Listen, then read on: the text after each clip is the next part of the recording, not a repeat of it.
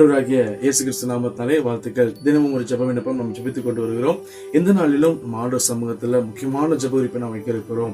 இச்சைகளின் ஆவிகள் நீங்கும்படியா நம்ம ஜெபிக்க போறோம். நேயோட பிள்ளைங்களை, வாலிப பிள்ளைங்க, இளம் வாலிப பிள்ளைங்களோட வாழ்க்கையில பார்த்தீங்கன்னா இச்சைகளின் ஆவி அவங்க கிறிஸ்தவத்துக்குள்ள நுழையாதபடிக்கு அவளை ஆட்கொண்டு இருக்கிறது. அப்படிப்பட்ட இச்சைகளின் ஆவி நீங்கும்படியா நம்ம ஜெபிக்க போறோம்.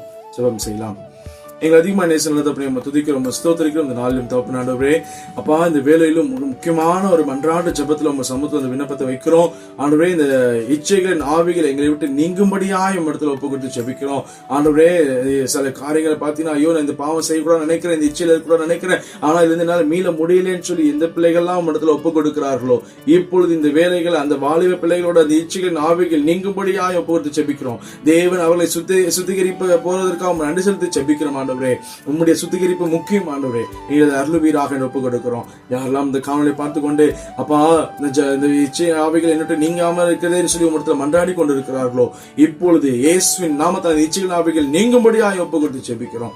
யாரோட வாழ்க்கை இருதயத்தையும் இந்த இச்சைகள் ஆவிகள் கலங்க செய்யாதபடி என் தேவன் பரிசுத்தமாய் பாதுகாத்துக் கொள்ளும். இயேசு நாமத்தில் ஒப்பு கொடுக்கும் செல்ல பிதாவே, ஆமென். ஆமென். God bless you. இச்சைகள் ஆவி உங்களிட்டு நீங்குவதாக. ஆமென்.